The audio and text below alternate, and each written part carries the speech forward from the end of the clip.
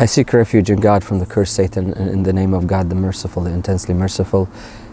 Welcome and assalamu alaikum wa rahmatullahi ta'ala wa barakatuh. Many people talk to us and they tell us that if you guys say that the Quran has corruptions in it or changes or it's not the complete Quran, then how can we trust the hadith in that sense? But I think one thing that we have to clarify, that we in Ahmadi religion of peace and light, and by the teachings of Abba Sadiq alayhi salatu wasalam, we believe that the Quran is a holy book. It's a holy text, it's respected, and we take it and we believe in it.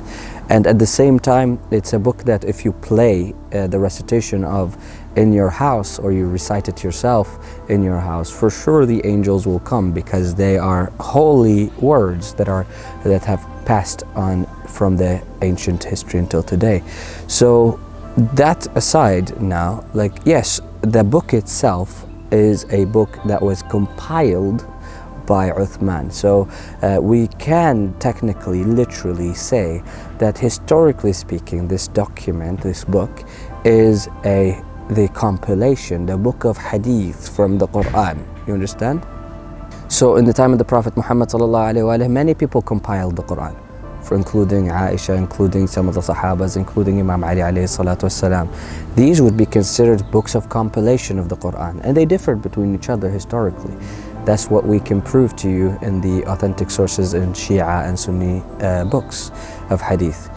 And between the two qara'in, or the qara'in that are existing in Arabic today. So besides that point now, how should we deal and what is guidance?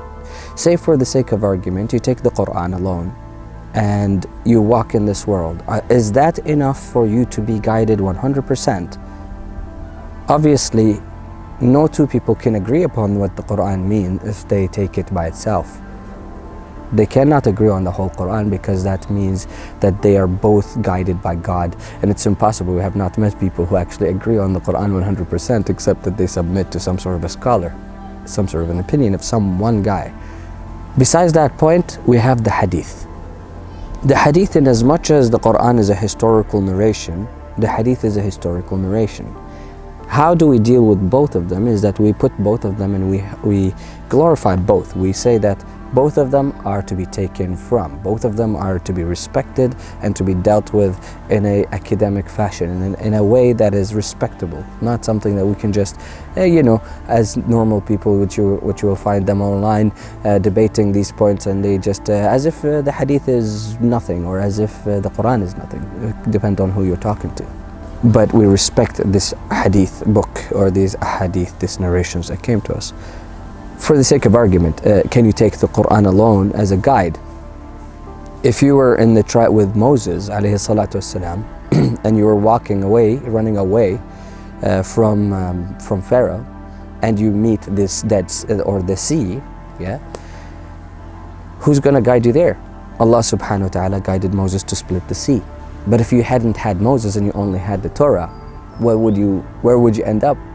Obviously, we know that would end up with the Pharaoh's army coming in and taking you down. You need that man, is what we're saying. You need that man to be guided. How do we reach that man? If you go to the Quran alone, the Quran points you towards the will of the Prophet sallallahu alaihi wasallam. You go to the hadith confirms that the Prophet did leave a will. So to summarize, the Quran is a hadith book, which we respect and love, and it's an authentic book in a sense. And the ahadith, or the chain of narrations, or the narrations that have come to us from both Shia and Sunni sides, we also respect those as historic evidence that we actually sift through and see what exactly happened back then.